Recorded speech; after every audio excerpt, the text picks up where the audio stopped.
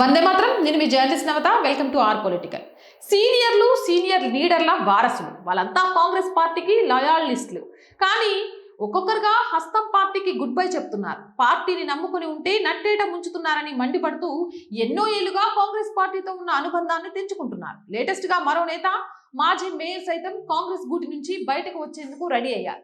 ఈ మధ్య senior most Congress leader Jeevan Reddy కూడా హస్తం పార్టీకి గుడ్ బై చెప్పారు. కాంగ్రెస్ అంటే మారుపేరుగా ఉన్న నేతలు పార్టీని ఎందుకు వీడుతున్నట్లు? ఎక్కడైనా ప్రతిపక్షాల నుంచి అధికార పార్టీలోకి జంపింగ్స్ ఉంటాయి. లేటెస్ట్ గా తెలంగాణలో డిఫరెంట్ సీన్ కనిపిస్తోంది.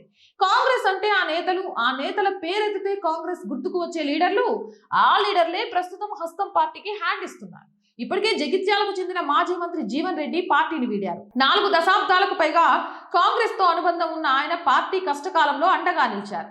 అలాంటి నేత కాంగ్రెస్ ని వీడటం చర్చానీయాంశంగా మారింది. తనకు అన్యాయం జరిగిందని గుర్తింపు ఇవ్వలేదన్న ఆవేదనతో సొంత పార్టీ అధిష్టానం, రాష్ట్ర పెద్దల తీరుపై అసహనం వ్యక్తం చేస్తూ హస్తం పార్టీకి గుడ్ బై చెప్పారు జీవన్ రెడ్డి. ఇప్పుడు మరో కుటుంబం కూడా కాంగ్రెస్ తో బంధం తెంచుకుంది. దివంగత నేత డి శ్రీనివాస్ తనయుడు ధర్మపురి సంజయ్ కాంగ్రెస్ కి రాజీనామా చేయడానికి రెడీ అయ్యారట. గత ఎన్నికల్లో నిజామాబాద్ అర్బన్ టికెట్ ఆశిస్తే ఇవ్వలేదని, కార్పొరేషన్ పదవి ఇస్తామని మొండి చెయ్యి చూపారని అసహనం వ్యక్తం చేస్తున్నారు.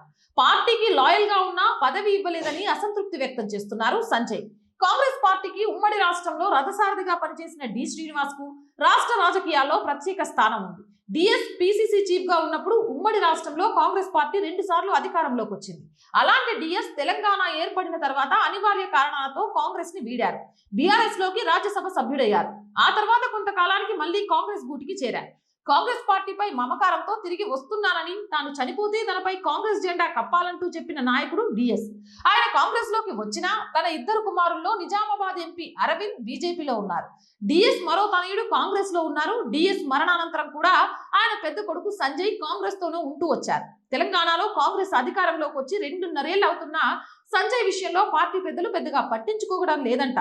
పైగా ప్రస్తుతం పిసిసి చీఫ్ గా ఉన్న మహేష్ గౌడ్ కి డిఎస్ కుటుంబానికి కాస్త గ్యాప్ ఉందనే ప్రచారం ఉంది. పిసిసి చీఫ్ గా మహేష్ గౌడ్ ఉన్నంత కాలం పార్టీలో కానీ ప్రభుత్వంలో కానీ తనకి ఎలాంటి ప్రాధాన్యత దక్కదనే ఆలోచనకు వచ్చిన సంజయ్ కాంగ్రెస్ వీడుతున్నారట. ఇప్పటికీ కాంగ్రెస్ తో బలమైన బంధం ఉన్న జీవన్ రెడ్డి దారిలోనే డిఎస్ కొడుకు సంజయ్ నడవాలనే ఆలోచనలో ఉన్నారట. జీవన్ రెడ్డికి డిఎస్ కి మధ్య మంచి స్నేహం ఉండేది. అందుకే జీవన్ రెడ్డి దారిలో సంజయ్ వెళ్లాలనే ఆలోచన చేస్తున్నారట. సంజయ్ కూడా బీఆర్ఎస్ లో చేరే ఛాన్స్ ఉందనే చర్చ జోరుగా నడుస్తుంది. పైగా ఇద్దరు నిజామాబాద్ పార్లమెంట్ నియోజకవర్గ పరిధిలో అంతో ఇంతో పట్టున్న నేతలు కావడంతో కాంగ్రెస్ కి అంతో ఇంతో డ్యామేజ్ తప్పదన్న చర్చ జరుగుతుంది. ఇక ఉమ్మడి ఆంధ్రప్రదేశ్ మాజీ ముఖ్యమంత్రిగా పనిచేసిన మర్రి చెన్నారెడ్డి కుమారుడు మర్రి శశిధర్ రెడ్డి సైతం కాంగ్రెస్ పార్టీకి గుడ్ బై చెప్పారు. గతంలో జీహెచ్ఎంసీ మేయర్ గా పనిచేసిన కార్తికారెడ్డి, ఉమ్మడి ఏపీలో వైఎస్ఆర్ హయాంలో మంత్రులుగా పనిచేసిన సబితా ఇంద్రారెడ్డి, సునీతా లక్ష్మారెడ్డి బీఆర్ఎస్ గూటికి చేరగా డీకే అరుణ బీజేపీలో కొనసాగుతున్నారు. ఇక మరో దివంగత నేత పీజేఆర్ మరణానంతరం తనయుడు కూడా గతంలోనే కాంగ్రెస్ పార్టీని వీడి ప్రస్తుతం బీఆర్ఎస్ లో కొనసాగుతున్నారు. తన తండ్రి పార్టీకి చేసిన సేవలను గుర్తించైనా తనకు గుర్తింపు ఇవ్వలేదన్న అసహనంతోనే విష్ణువర్ధన్ రెడ్డి హస్తం పార్టీని వీడారు. ఇలా కాంగ్రెస్ తో అవినాభావ సంబంధం ఉన్న కీలక నేతలు, లీడర్ల వారసులు పార్టీని వీడుతుండడం తెలంగాణ పాలిటిక్స్ లో చర్చానీయాంశంగా మారింది. దీనిపై మీ అభిప్రాయం కామెంట్ సెక్షన్ లో పెట్టండి. అండ్ రోజు చెప్తున్నాను, R group of channels, R voice, R political, R Sanskriti 3 మన channels. So please subscribe our channels.